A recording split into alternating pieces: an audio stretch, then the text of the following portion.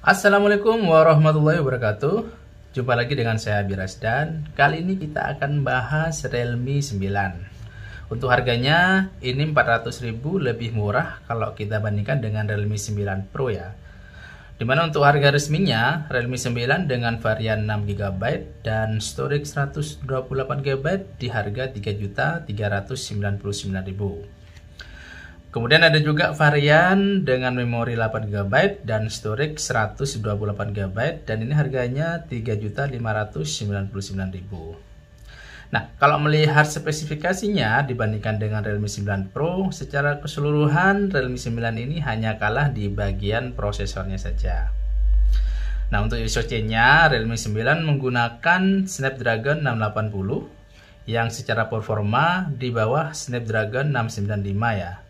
Dimana 695 ini sudah memakai jaringan 5G, sedangkan kalau di Realme 9 dengan Snapdragon 680 ini masih di jaringan 4G. Tapi kalau di daerah kalian belum tersedia atau belum ada jaringan 5G, kalau menurut saya mending beli yang Realme 9 ya. Karena ada banyak fitur-fitur yang jadinya dipangkas di Realme 9 Pro demi 5G. Selain itu, harganya ini lebih murah, 400.000 juga jadi alasan. Nah, ini layarnya juga sudah AMOLED ya dengan refresh rate 90Hz, sedangkan di Realme 9 Pro masih menggunakan layar IPS meskipun refresh rate-nya sudah 120Hz. Dan kamera tentunya ini sudah 108 megapiksel. Ini secara resolusi besar ya, meskipun kita nggak jamin bahwa resolusi lebih besar untuk kualitas kameranya juga lebih bagus ya. Karena di sini juga untuk kameranya tidak ada stabilisasinya ya. Jadi untuk perekamannya agak kurang stabil. Nanti kita akan lihatkan untuk hasil-hasil foto dan videonya. Desainnya menggunakan basis yang sama dengan Realme 9 Pro ya. Mulai dari susunan kameranya, kemudian ini bezelnya sampai bagian bodi secara keseluruhan hampir mirip dengan Realme 9 Pro. Bedanya kalau yang ini tidak ada efek pantulan cahaya kayak di Realme 9 Pro, tapi Realme bilang di Realme 9 ini dilapisi dengan tekstur React 3D dinamis ya, yang diciptakan melalui proses pelapisan atom plasma dan proses UV nano imprinting yang inovatif. Nah, ini kalau di varian yang warna kuning itu ada semacam kayak riak-riak itu tuh mungkin kali yang dimaksud ya. Kalau di sini saya tidak terlalu melihat sih untuk efeknya ya. Kalau saya pribadi melihat yang desain yang ini lebih kalem ya, dengan finishing matte dan tidak licin kalau dipegang. Dan ini finishingnya seperti dibuat mirip kaca gitu ya. Ya meskipun kalau diginiin dia udah gampang kotor. Di sini kita lihat mudah sekali sidik jari atau bekas tangan yang ada di bagian belakang back covernya ini ya. Dan untuk unit yang kita review ini namanya Meteor Black. Di pasaran nanti ada 3 varian warna ya, yaitu Sunburst Gold yang warna kuning. Kemudian kalau mau yang kalem lagi bisa pilih varian warna Stargaze White. Ini warnanya putih. Kemudian bahannya ini masih dari plastik polikarbonat. Dan ini tebalnya lumayan tipis ya. Ini 7,99 mm aja. Dengan berat juga hanya 178 gram. Nah, ini dua alasan ini sebenarnya yang membuat Realme ini lebih enak digenggamnya. Ya serasa enak sih digenggamnya. Cuman di bagian sini untuk bezel yang tipis seperti ini terasa agak tajam ya. Saya pribadi kurang nyaman dengan ini agak tajam kalau saya lihat ya. Meskipun akan lebih nyaman ya kalau misalnya ini dibuat lebih lebar seperti kemarin di Vivo T1 5G itu bagus di sininya untuk bagian flatnya ini lebar, jadi pas digenggam gitu nggak terasa lebih tajam.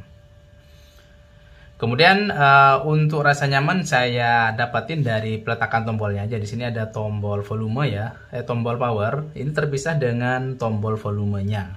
Jadi untuk pengoperasiannya atau handlingnya ini lebih enak dan lebih nyaman. Jadi ini tombol power, kemudian ada tombol volume, bisa dikendalikan menggunakan jempol aja ya. Dan ini penilaian subjektif dari saya ya, berdasarkan pengalaman saya pribadi. Bisa jadi ada yang merasa desain seperti ini malah enak dan cocok buat sebagian orang. Untuk bagian-bagian HP-nya serta port-port yang ada di HP ini, di sebelah kanan kita akan temukan tombol power. Nah, di sebelah bawah ini ada speaker, kemudian ada konektor USB Type-C, kemudian di sini ada lubang mikrofon, dan tak lupa di sini ada jack audio 3,5 mm. Nah, di sebelah kiri kita akan temui tombol volume ya, dan ini ada SIM card tray. Dimana untuk konfigurasinya ini menggunakan masih dual SIM card dengan satu slot memori untuk memori eksternal ya. Dan di bagian atas ini cuman ada lubang mikrofon aja. Itu saja.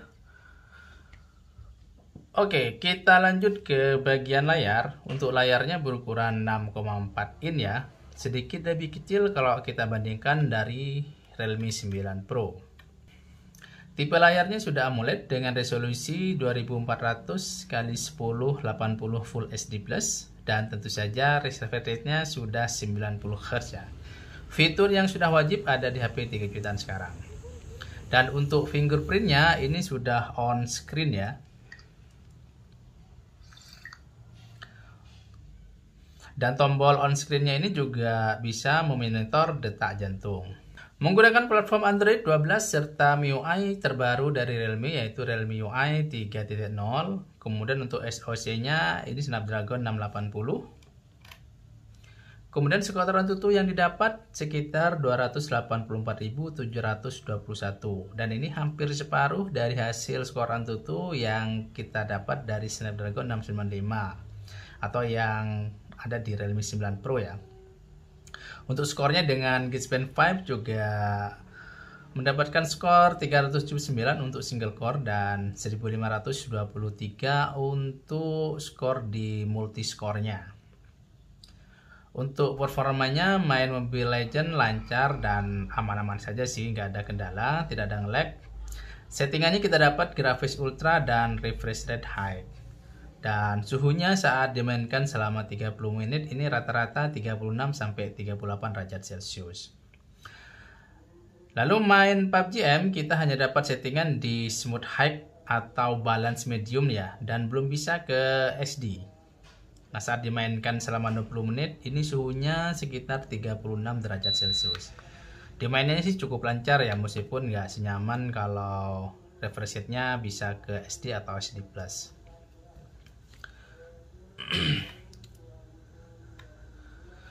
Oke, baterai 5000 mAh-nya cukup awet ya kalau dipakai seharian untuk sosmedan seperti Instagram, Facebook, Twitter, atau YouTubean juga lumayan awet dipakainya seharian. Kemudian saat dites main dengan Mobile Legends selama 30 menit, baterainya berkurang 5% saja. Main PUBG M selama 19 menit, baterainya berkurang 4% saja. Kapasitas baterainya ini sebesar 5000 mAh, dapat dicas dengan daya pengacasan 33 Watt. Dan untuk kecepatan pengacasannya selama 31 menit kita dapat terisi sekitar 44%. Ada 3 konfigurasi kamera di Realme 9 ini.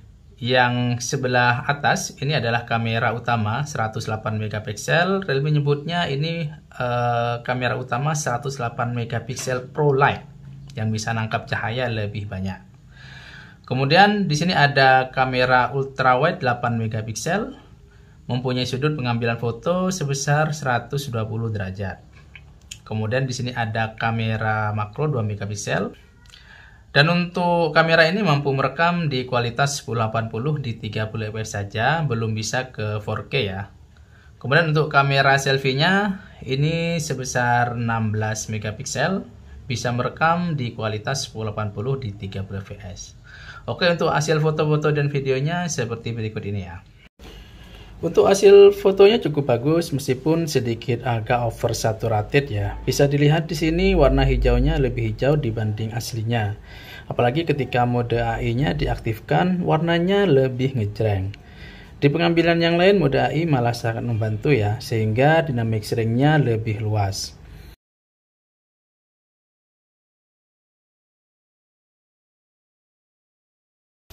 Untuk foto portrait juga bagus ya hasilnya, ini untuk yang depan, kemudian untuk kamera belakangnya juga foto portraitnya juga bagus. Kemudian ini foto makro ya, di sini kelihatan bagus, tapi di pengambilan yang lain ini terlihat agak kurang ya. Sama ini warnanya malah agak kusam kalau menurut saya. Nah ini foto dengan mode 108 megapiksel ya, silahkan bisa kalian coba, hasilnya bagus. Untuk foto-foto di kondisi low light termasuk bagus. Hasil foto dengan mode autonya sudah cukup bagus. Minim noise meskipun pada kondisi yang gelap. Lebih baik jika mode naiknya diaktifkan ya.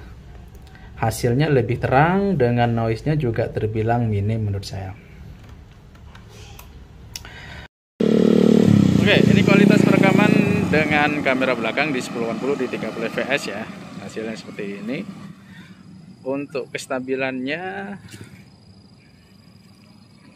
ini masih ada sedikit gempa-gempa ya, tapi kalau berjalan dengan cepat ini masih ada sedikit gempa-gempa. Oke, dan ini kondisi menghadap matahari ya semuanya sih. Untuk rajutan awan seperti ini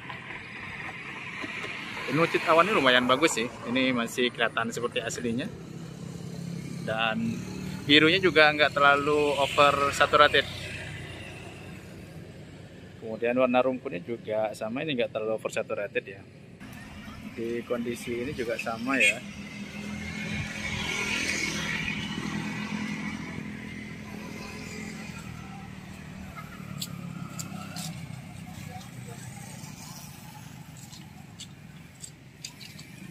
Tapi overall sih cukup bagus untuk kamera 3 jutaan ya. Dengan kamera depan ya, hasilnya seperti ini. Kalau menghadap matahari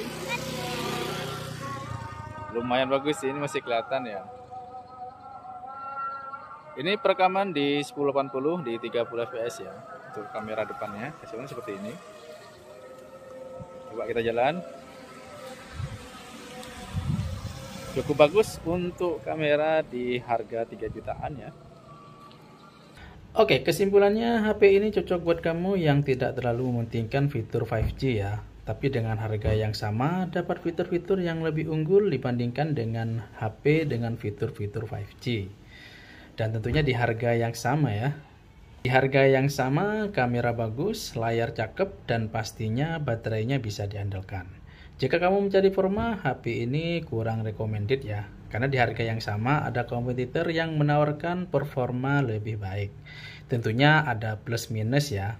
Silahkan sesuaikan dengan kebutuhan kamu. Demikian review kita untuk Realme 9. Terima kasih sudah menonton sampai akhir. Silahkan like kalau suka dan dislike kalau tidak suka. Jangan lupa subscribe dan kita ketemu lagi di video berikutnya. Assalamualaikum warahmatullahi wabarakatuh.